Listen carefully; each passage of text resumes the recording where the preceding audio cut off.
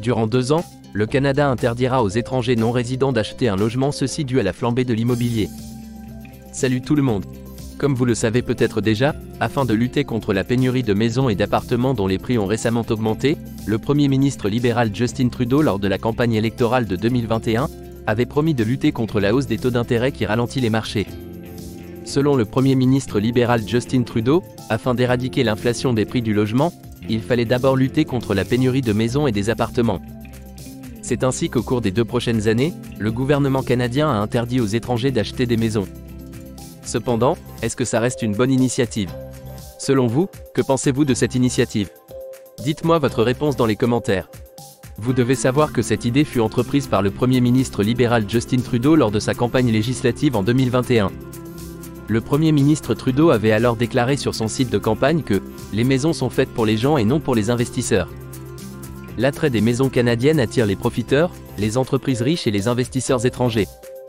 Néanmoins, la loi étant été adoptée au printemps dernier, ne s'applique pas aux réfugiés et aux résidents de longue durée du Canada. Elle ne s'applique qu'aux résidences de la ville et non aux bâtiments touristiques comme les cabanes d'été. Par ailleurs, il faut aussi noter qu'avec le temps, le marché du logement au Canada, c'est-à-dire l'immobilier, a ralenti à la suite de la décision de la Banque centrale de relever les taux des *intérêts pour contrôler l'inflation. De plus, selon l'Association des agents immobiliers, le prix moyen d'une maison s'est établi à 630 000 $ canadiens, soit 435 000 € le mois dernier, contre 800 000 $ canadiens un an auparavant, soit 552 000 €. L'on pourrait, suite à tout ceci, se dire que le Canada ne prônerait plus l'immigration, ou serait même contre l'immigration, n'est-ce pas? Laissez-moi donc vous dire que ce n'est pas le cas. En effet, il faudrait tout simplement comprendre que, selon l'Association canadienne du bâtiment notée ACI, qui représente les agents immobiliers, cette loi évoquée par le Premier ministre libéral Trudeau pourrait nuire à la réputation du Canada. Le Canada s'est forgé une réputation de pays multiculturel qui accueille des visiteurs du monde entier. De plus, selon la proposition actuelle, interdire aux étrangers d'acheter une propriété résidentielle pourrait nuire à la réputation du Canada en tant que pays d'accueil, prévient le groupe ACI dans un communiqué de presse. Au-delà du modèle canadien qui pourrait être détruit par cette loi, l'ACI a aussi exprimé son inquiétude face à d'éventuelles actions de représailles de la part des États-Unis et du Mexique. En règle générale, les Canadiens qui fuient les températures hivernales rigoureuses se rendent dans les pays voisins tels que les États-Unis d'Amérique et le Mexique pour y passer les mois des *hiver et servir les Canadiens retraités. Un avantage qui peut être compromis est que les Canadiens devront peut-être aussi s'attendre à ce que les Américains répondent de la même manière, si jamais le Canada interdit aux Américains des *y posséder des biens. Et vous, qu'en pensez-vous? Écrivez-moi votre réponse en commentaire.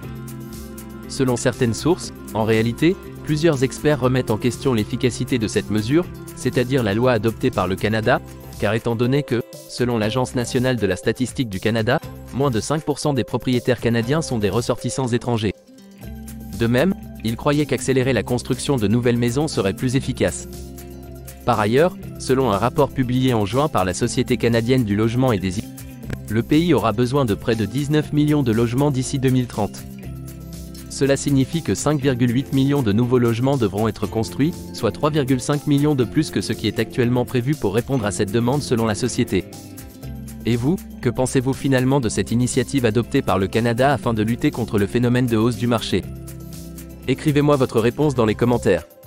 On arrive ainsi à la fin de cette vidéo. N'oubliez pas de vous abonner et d'activer la cloche de notification pour ne pas manquer les prochaines vidéos.